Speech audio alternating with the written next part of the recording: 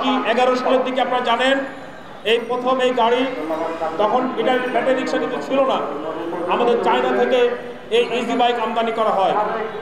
এই China easy bike যখন আসে সেটার হাত ধরেই কিন্তু আমরা দেখলাম আমাদের এখানকার লোকাল যে মেকানিক, সেই মেকানিকরা কিন্তু সেই ব্যাটারি দিয়ে একসময় যেরকম আমাদের আপনারা জানেন আমাদের নৌকা যেভাবে চলে পাওয়ার টিলার দিয়ে, আজকে আমাদের এই ব্যাটারি দিয়েও আমাদের রিক্সা চলছে।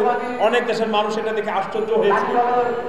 সেইটাকে আজকে আস্তে ধীরে চলতে চলতে এখন কিন্তু অনেকটা আধুনিক হয়েছে, এখন মোটা চাকা হয়েছে, এখন ব্রেক হয়েছে, সামনে পিছনে ব্রেক, হাইড্রোলিক ব্রেক হয়েছে, ইন্ডিকেটর হয়েছে, অনেক ধরনের সিকিউরিটি মেজার কিন্তু আমাদের এই লোকাল যে মেকানিক তারাই কিন্তু করেছেন। কিন্তু আমরা আশ্চর্যের সাথে লক্ষ্য করলাম আজকে প্রেস ক্লাব সহ সারা বাংলাদেশে যত আন্দোলন হয়, সমস্ত আন্দোলনের দাবি পূরণ করতে গেলে সরকারের টাকা খরচ হবে, কিন্তু এই আজকে আমরা যারা এখানে পৌঁছেছি তাদের দাবি যদি মেনে না হয় সরকারের একটি টাকাও খরচ হবে না, উল্টো সরকারের রাজস্বে হাজার হাজার কোটি টাকা ঢুকবে। প্রিয় বন্ধুগণ, ফলে আজকে আমরা পরিষ্কার করে বলতে চাই আমরা কোষাগার থেকে টাকা নেওয়ার জন্য আসি নাই, আমরা কোষাগারের টাকা জমা করার জন্য আজকে 12 বছর ধরে আন্দোলন করছি। আমরা বলছি আজকে সারা বাংলাদেশে 60 লাখ মানুষ এখানে যুক্ত, এই 60 লাখের মধ্যে প্রায় 50 লাখের মধ্যে চালক এবং তার সাথে আমাদের মেকানিক মহাজন থেকে শুরু করে চার্জিং কাজের সাথে যুক্ত যারা আছেন সব মিলে 60 লাখ। আমরা হিসাব করে দেখেছি এই 60 লাখ মানুষ তারা প্রতিদিন যদি গড়ে 1000 টাকা আয় করেন, আমরা হিসাব করে দেখেছি তারা 2,16,000 কোটি টাকা এক বছরে তারা আয় করেন। প্রিয় বন্ধুগণ, এবং এর সাথে যে ব্যাটারি ব্যবসা আছে, এর সাথে যে অন্যান্য ব্যবসা আছে প্রায় 42 রকমের, সেই সমস্ত ব্যবসাকে যদি আমরা যুক্ত করি 3 লক্ষ কোটি টাকা এখানে আমাদের এই সেক্টর থেকে প্রতি বছর সেখানে আজকে আর্থিক খাতে রোলিং করছে, যেটা আমাদের যে গ্রস ডোমেস্টিক প্রোডাক্ট বা জিডিপি বলছি, সেই জিডিপি প্রায় 16% হচ্ছে আমাদের এই সেক্টর থেকে আসছে। তাহলে আমরা দেখেন এখানে 60 লাখ মানুষ সরাসরি কর্মসংস্থান আছে, এই কর্মসংস্থানের জন্য কিন্তু সরকার কোনো উদ্যোগ গ্রহণ করেনি। আমার এই চালক ভাইরা, এই ভাইরা কিংবা আমাদের মেকানিক ভাইরা কিংবা যারা মালিক আছেন তারা মিলে, ছোটোখাটো মালিক তারা মিলে লোন করে কিস্তি করে 80,000, 86,000, 1 লাখ, 1.5 লাখ টাকা দিয়ে এই গাড়িগুলো তারা কিনেছেন এবং মাসে মাসে তাদের কিস্তি পরিশোধ করতে হয়। তাহলে তাদের আত্মকর্মসংস্থান 60 লাখ মানুষ, সেখানে তারা আত্মকর্মসংস্থানের ব্যবস্থা করেছে। এবং আমরা যদি হিসাব করি প্রতিটা পরিবারে যদি 5 জন মানুষ থাকে তাহলে 5 জন মিলে সেখানে প্রায় 3 কোটি পরিবার, 3 কোটি মানুষের জীবন জীবিকা কিন্তু তারা নিশ্চয়তা দিচ্ছে। তাহলে আমরা বলতে চাই আপনি বাংলাদেশকে এগিয়ে দিতে চান, আপনি বাংলাদেশকে উন্নয়ন করতে চান, আপনি এই 3 কোটি মানুষকে আত্মকর্মসংস্থান নিয়োজিত 60 লাখ মানুষকে আপনি বৈষম্যের মধ্যে রেখে, আপনি অত্যাচারের মধ্যে রেখে, আপনি নির্যাতনের মধ্যে রেখে আপনি কি বাংলাদেশকে এগোতে পারবেন? বলে আমরা পরিষ্কার করে বলতে চাই আজকে আপনারা জানেন এই ব্যাটারি চালিত যানবাহন আজকে গোটা দুনিয়াতে আপনারা জানেন আমরা জলবায়ু পরিবর্তন বলছি, পরিবেশ দূষণের কথা বলছি। আজকে আমাদের এই ব্যাটারি রিক্সা, ইজি বাইক এগুলো হচ্ছে পরিবেশ বান্ধব, এগুলো হচ্ছে সহজলভ্য, এগুলো হচ্ছে আরামদায়ক।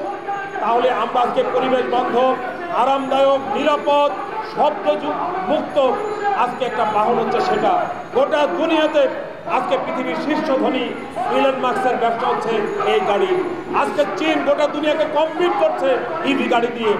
আমরা বলতে চাই আমাদের বুয়েটের মেকানিক্যাল ডিপার্টমেন্ট বলেছে যে বাংলাদেশে যদি এই গাড়ির জন্য একটা নীতিমালা তৈরি করা হয়, তারা অফার করেছে যে তারা সেই কাজ করে দিবে এবং তারা বলেছে যদি বাংলাদেশে এই শিল্পকে অনুমোদন দেওয়া হয়, এই সেক্টরকে লাইসেন্সের মধ্যে নিয়ে আসা হয়, তাহলে বাংলাদেশে মোটর শিল্প যাত্রা শুরু হবে। কারণ আপনারা জানেন এখন আমরা ভারত, চায়না, জাপান থেকে বিভিন্ন জায়গা থেকে আমরা সিএনজি, মহেন্দ্র এই সমস্ত গাড়ি নিয়ে আসছি। আমাদের এই গাড়ি কোনো প্রয়োজন নাই, আমাদের প্রচুর আমাদের আমদানি ব্যয় আমাদের চলে যায়, আমাদের সেখানে কিন্তু প্রচুর রাজস্ব আমরা বৈদেশিক মুদ্রা হারাই।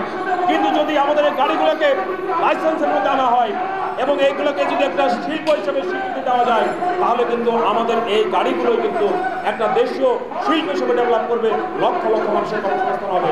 আপনারা জানেন যে প্রায় 60টা ব্যাটারি কারখানা ঢাকা সহ তার আশপাশে এখন কিন্তু সেটা আছে, যেখানে ব্যাটারি তৈরি হচ্ছে এবং সেখানেও কিন্তু কর্মসংস্থান আছে।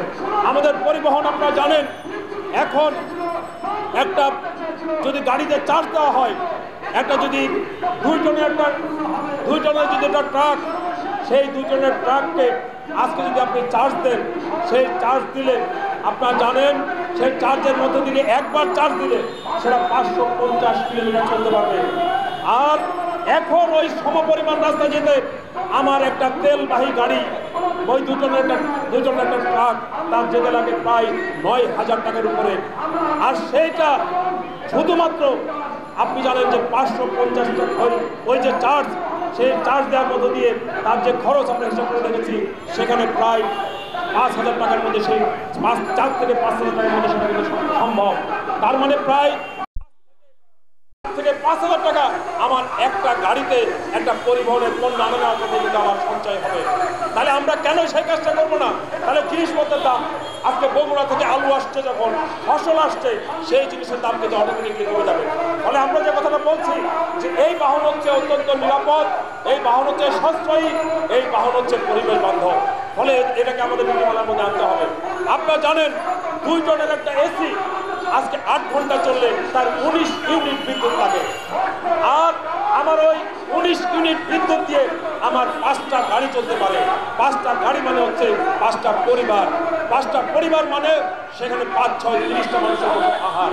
তাহলে আজকে আপনি ওই 2 টনের একটা এসি চালাবেন, সেটা আমার জন্য বেশি প্রয়োজনীয় নাকি আমার এই গাড়িগুলোকে ব্যবহার করবেন সেটা বেশি প্রয়োজনীয়? প্রিয় বন্ধুগণ, আমাদেরকে বলা হয় আমরা বিদ্যুৎ চুরি করি। আমাদের 11টা থেকে 12টা আমাদের অবস্থান কর্মসূচি, আমরা 11:10-এ শুরু করেছি, ফলে আমরা 12:10-এ আমরা শেষ করবো। প্রিয় বন্ধুগণ, আমাদেরকে বলা হয় আমরা বিদ্যুৎ চুরি করছি, আমরা বিদ্যুৎ চুরি করছি। আমরা পরিষ্কার করে বলতে চাই, আমরা বিদ্যুৎ চুরি করি না। বিদ্যুৎ যারা চুরি করে, বিদ্যুতে যারা কারসাজি করে, তারা দেশ ছেড়ে পালিয়েছে এবং আরো অনেকে আছে। আমরা বলতে চাই আমরা 25 টাকা পার ইউনিট বিদ্যুৎ আমরা কিনি। আপনার খোঁজ নিয়ে দেখেন, আমাদের রিক্সা যারা আমরা চার্জ দিই 25 টাকা আমাদের খরচ হয়।